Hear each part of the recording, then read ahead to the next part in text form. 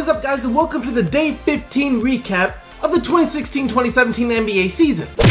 Something I really like about Lillard is if you watch him play, you can tell when he's on the court, the only thing that's on his mind is getting his team the W. Like, you can watch him hit a long three or do something fancy on the court. He's not gonna like celebrate or make any of those hand gestures. No, the only hand gesture he's making is telling his team to get back on defense. Directing his team on defense is the only thing he's doing with his hands after a big play. I really love seeing how dialed in he is to these games. And he was in fact dialed in last night, yo. He had 38 points, and the Trailblazers backcourt combined for 71 points, yo. Lillard had 38, McCollum had 33. McCollum had 18 alone in the first quarter when the Blazers posted a 42-point first quarter. Right now, Blazers have without a doubt the best backcourt in the NBA. I think you're getting something like 65 or 66 points per game combined from both CJ McCollum and Damian Lillard. No other backcourt in the NBA right now is coming close to that. But you have to give some credit to the Suns here. The Suns, after getting 42 points dropped on their head in the first quarter, came back and fought. They caught up quickly in the second quarter, and from that point on, it was a really close game. And the Suns don't have too shabby of a backcourt either, yo. Eric Bledsoe and Devin Booker both had really good games for the Suns, yo. Eric Bledsoe had an efficient 31 points on 9 of 13 shooting. 9 for 13 for 31, that is extremely efficient, and then Devin Booker chipped in with 23.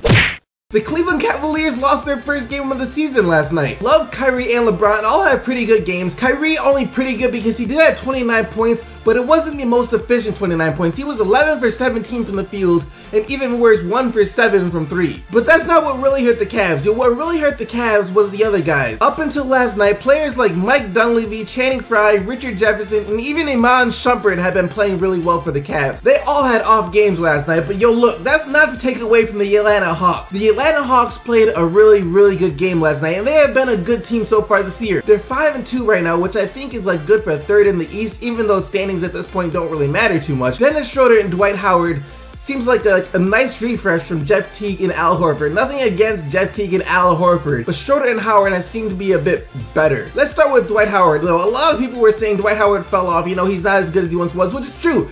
Not as much as the falling off, but he's not as good as he once was, and he'll never be back to those Atlanta days, but he is still a really good center in the NBA. You know, he's giving the Atlanta Hawks 17 points, 12 rebounds, and 2 blocks a game. 17 points, 12 rebounds, and 2 blocks, and what's most important are those 12 rebounds and those 2 blocks.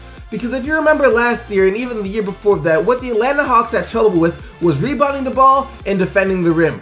Both things that Dwight Howard still does really well. As for Dennis Schroeder, he kind of reminds me of like a Reggie Jackson, Kemba Walker type player. He's not quite at that level yet. He's still learning how to lead a team. He's only been the starting point guard for like 7 games now, so he's still learning how to lead a team. But I see in him some Kemba Walker, Reggie Jackson type qualities. And over the last 3 games, he's been looking pretty good. He's averaging like I think close to 22 points and 7 assists per game over the last 3 games. And that's the type of player he is. Don't be surprised if that's his averages one day. Someone else I really like for the Atlanta Hawks so far is Kent Bazemore. Kent Bazemore seems to be like the heart of the Atlanta Hawks team. If you ever watch the Hawks play, they feed off Kent Bazemore defensively. Offensively, he's a solid player. He can have some big games for you. He started off the season in a bit of a shooting slump, but he did have a really nice game last night. He scored 25 points and hit a clutch shot basically to seal the game. But like I said, what they feed off of is his defense, and on the wing, he is a defensive nightmare for opponents. Yo, he is all up in your grill defensively, and the Atlanta Hawks feed off of that. Back-to-back 30-point games for Mr. Barnes, yo. The Mavs took a big gamble giving Harrison Barnes a max contract, and it has paid off. He is now like the main cornerstone piece of the Dallas Mavericks going forward. He's averaging now 22 points per game on 50% shooting from the field. And interestingly enough, the Mavs have won 2 games in a row without starters Dirk Nowitzki and Darren Williams.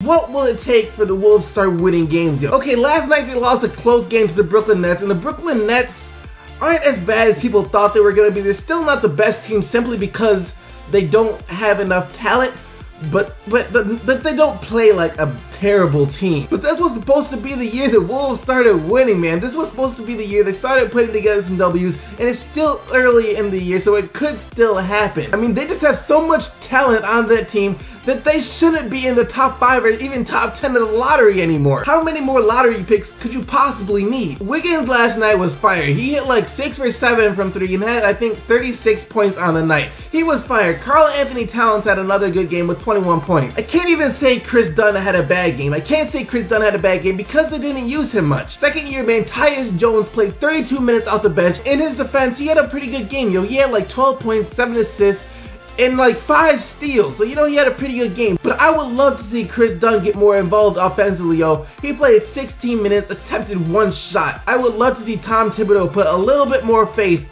into Chris Dunn.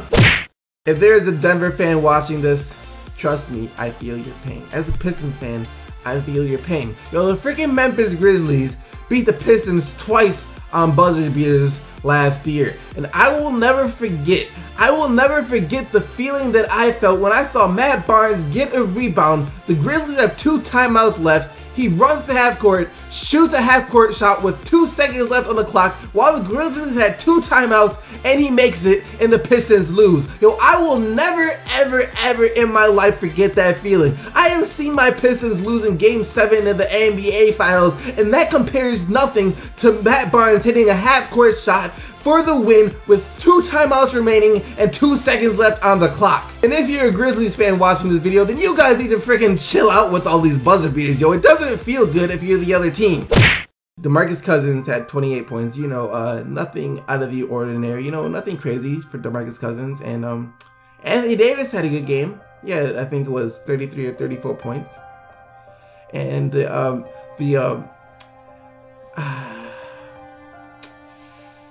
the Sacramento Kings won 2 straight, beating Anthony Davis and the New Orleans.